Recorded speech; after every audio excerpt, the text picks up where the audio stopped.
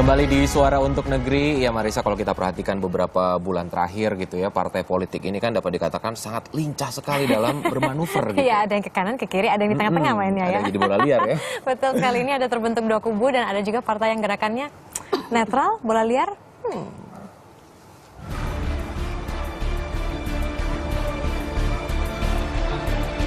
Tentang MD3 yang telah membatalkan beberapa ketentuan yang dianggap telah mereduksi kewenangan DPD dalam proses pembentukan undang-undang.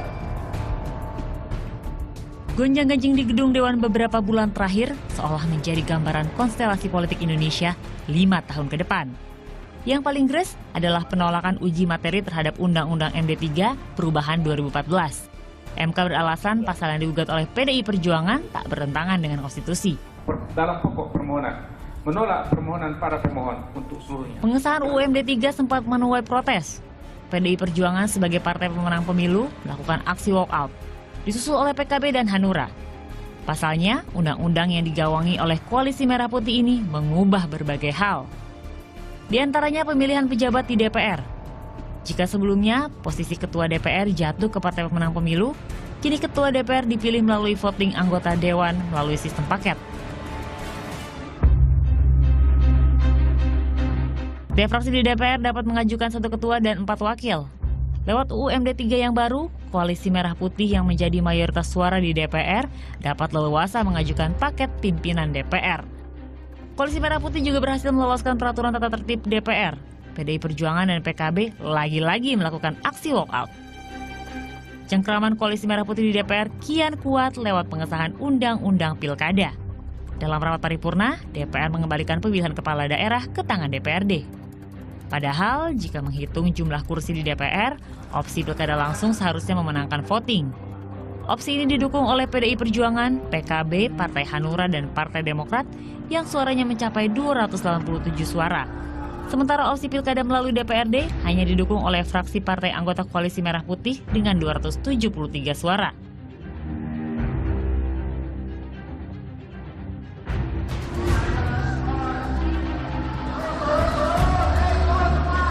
Di tengah persidangan, sebagian besar anggota fraksi Demokrat meninggalkan ruang sidang.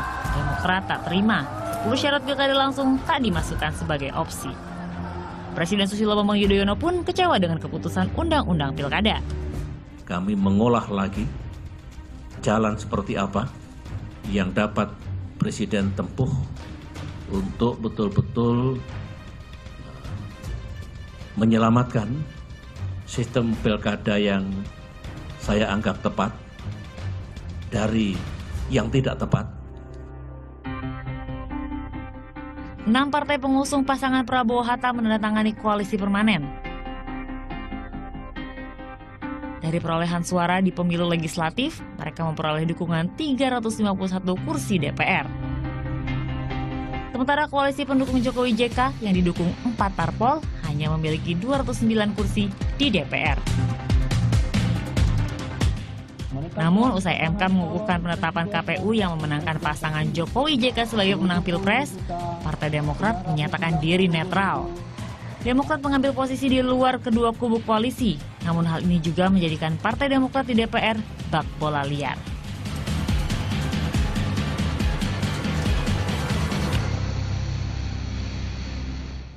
Undang-Undang Nomor 17 Tahun 2014 tentang MD3, kemudian juga revisi Undang-Undang Pilkada kemarin, seperti itu ya, seolah-olah menjadi gambaran gitu. Yes. Seperti apa sih konstelasi politik 5 tahun ke depan ya? Iya, betul sekali. Nah, untuk sementara kami juga akan langsung bergabung. Sudah kami hadirkan gambarnya di sini. Presiden Susilo Bambang Yudhoyono sudah hadir dalam pelantikan anggota MPR, DPR, dan juga DPD 2014-2019. Ya. Tadi Presiden SBY sudah disambut oleh anggota DPR termuda dan juga yang paling tua, berusia 26 tahun, anggota termuda, dan anggota DPR tertua yang terpilih berusia 76 tahun. Ya. Dan dengan hadirnya Presiden Susilo Bambang Yudhoyono dalam paripurna ini, berarti sebentar lagi kita sudah bisa berharap ya proses pengucapan sumpah dari para anggota-anggota wakil rakyat yang baru ini akan segera berlangsung. Betul, akan segera resmi ya menjadi wakil rakyat baru yang akan bertugas sampai dengan tahun 2019 nanti selama 5 tahun.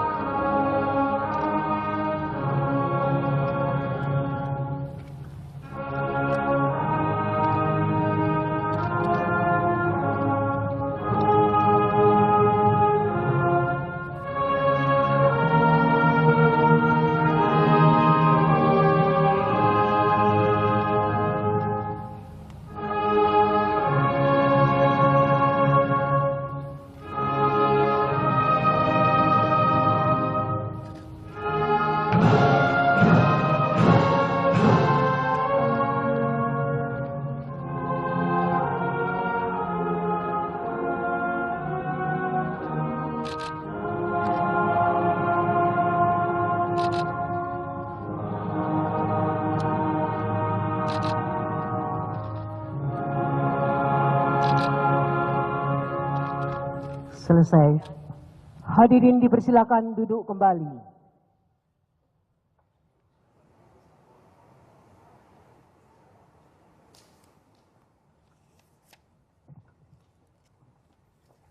Ya. Ya, mereka ini sendiri menginap di 3 hotel bintang 5 ya, Betul, disebar di 3 berbeda. hotel bintang 5 yang berbeda yang ada di Jakarta. Dan kalau berbicara soal pelantikan hari ini sebenarnya anggarannya tidak murah loh Marisa. Jadi KPU ini ternyata mengalokasikan dana 16 miliar untuk acara pelantikan hari ini dan diupayakan sih katanya bisa dihemat sampai dengan 6 miliar. seperti Ya, itu. betul sekali. Jadi yang digunakan hanya 10 miliar saja. Betul, masih beberapa anggaran seperti misalnya anggaran untuk membawa acara dan juga rohaniwan hari ini dialokasikan sebesar 112 juta rupiah. Luar biasa ya. Yes, dan agenda berikutnya sekarang memang kita sedang menyimak bersama prosesi pelantikan anggota perwakilan rakyat tentunya dari berbagai daerah. Nanti di sekitar pukul 2 ketika prosesi ini sudah selesai akan dilanjutkan dengan rapat konsultasi pimpinan sementara DPR dengan perwakilan parpol. Jadi mereka itu nanti sudah mulai berembuk juga begitu. Selesai rapat konsultasi, anggota fraksi lain akan juga menyelenggarakan rapat internal di ruangan masing-masing. Jadi hari ini fraksi itu ya. Betul. Jadi hari ini akan ada 3 rapat paripurna, sementara rapat paripurna kedua dengan agenda pembentukan fraksi-fraksi diperkirakan kalau misalnya tidak molor jadwalnya itu akan berlangsung pada pukul 4 sore. Nah untuk sementara itu kita melihat bersama tadi kan begitu besarnya gedung DPR, begitu banyaknya anggota perwakilan rakyat. Tapi selama ini kita sudah menyaksikan bersama drama politik itu seperti apa. Sehingga sampai sekarang masyarakat sudah melihat jelas memang ada 2 kubu yang berada di 2 kutub yang berbeda. Nah kira-kira dampaknya ke kemajuan bangsa atau pemerintahan ke depan seperti apa, kita akan bahas bersama perwakilan dari Formapi, Veronica Santi. Selamat pagi Mbak Santi. Selamat pagi. Gimana Mbak melihat drama sejauh ini dan kira-kira kalau kita boleh memprediksi ke depan tuh jalannya pemerintahan akan seperti apa?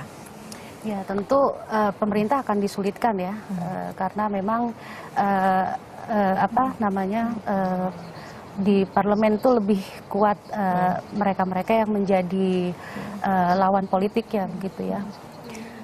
Tentu kita berharap tidak seburuk yang kita pikirkan ya. Kita berharap bahwa anggota-anggota DPR yang terpilih dan dilantik pada hari ini masih punya nurani gitu ya untuk mengedepankan, untuk memperjuangkan kepentingan rakyat gitu. Lalu tidak juga menganggap pemerintahan hari ini yang terpilih sebagai lawan yang tak berkesudahan gitu. Jadi harus berjalan beriringan gitu. Tugas DPR ini kan salah satu fungsinya melakukan pengawasan gitu ya, melakukan pengawasan terhadap kebijakan-kebijakan pemerintah. Ya itu saja yang dilakukan, pengawasan secara fair gitu. Jadi jangan lari-lari dari situ gitu. Tapi kalau misalnya menurut tadi salah satu politisi dari Koalisi Merah Putih, Hidayat Nur Wahid, dia mengatakan bahwa kami tidak ada kok usaha untuk menjegal, kami hanya sebagai penyimbang pemerintah saja. Tanggapan Anda mengenai hal itu? Ya, kita lihat saja nanti gitu ya. Gitu. Kalau misalnya memang statement politisi hari ini agak sulit dipercaya ya menurut saya gitu. Karena banyak yang tidak sesuai gitu ya. Pengalaman Formapi gitu ya. Pengalaman Formapi mencoba untuk memantau, mencoba untuk mengevaluasi. Kita ketemu dengan banyak politisi, banyak yang tidak sesuai. Bagaimana dengan sekarang kan banyak sekali anggota-anggota baru, hampir 60% ya. Apakah itu memberikan harapan baru juga? Saya rasa 60% anggota baru DPR belum tentu harapan bagi perbaikan bagi bangsa ini. Karena apa? Karena partai politik hari ini belum menampakkan gejala-gejala untuk memperbaiki diri ya. Menurut kami itu seperti itu. Jadi semua hulunya ada di partai politik. 60% yang baru ini jangan menganggap bahwa DPR kemudian adalah sekolahan baru mereka gitu. Mereka tidak lagi bisa menganggap bahwa mereka pada tahun pertama misalnya masih belajar, masih beradaptasi, nggak bisa. Karena menurut temuan kami juga pada anatomi caleg terpilih itu sebagian besar, hampir 70% lebih, sekitar 73%, itu mereka merupakan kader partai, sehingga kita berharap bahwa mereka minimal sudah terbiasa dengan kultur bekerja dalam organisasi itu minimal ya. Jadi solusinya sebenarnya nih ya Mbak ya, kalau untuk pemerintah sendiri nih agar dapat berjalan secara efektif roda pemerintahan secara 5 tahun ke depan ini seperti apa sih? Mengingat kita lihat faktanya di DPR dikuasai oleh koalisi, kemudian juga di DPRD dari data yang kami miliki ada 22 provinsi yang dikuasai oleh koalisi Merah Putih, sedangkan dari koalisi pemerintah sendiri hanya menguasai di 9 provinsi seperti itu. Apa solusinya nih bagi pemerintah? Iya, mau tidak mau pemerintah juga harus mampu merangkul mereka-mereka yang menjadi lawan politiknya, mau tidak mau itu. Tetapi mudah tidak itu merangkul? Tapi itu tidak akan mudah, memang kita tahu gitu. Tapi harus senantiasa diupayakan. Lobby-lobby tetap berjalan oke, tetapi yang paling penting tidak menciderai kepentingan masyarakat, itu saja. Baik, terima kasih sekali atas bincang-bincangnya pagi hari ini ya, untuk mendapatkan gambaran seperti apa sih Indonesia dalam 5 tahun ke depan. Yes, nah berikutnya kita akan hadirkan informasi seputar fasilitas luar biasa anggota Dewan, tetap di Suara Untuk Negeri.